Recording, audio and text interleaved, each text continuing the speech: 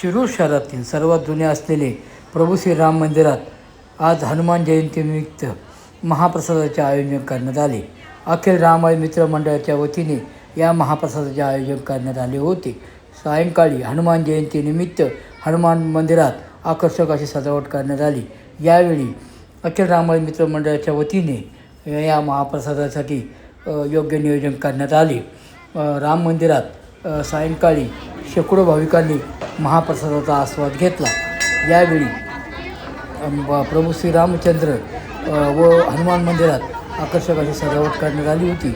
बजरंग दलातर्फे सुद्धा यावेळी लाडूचे वाटप व केळीचे वाटप भाविकांसाठी करण्यात आले होते.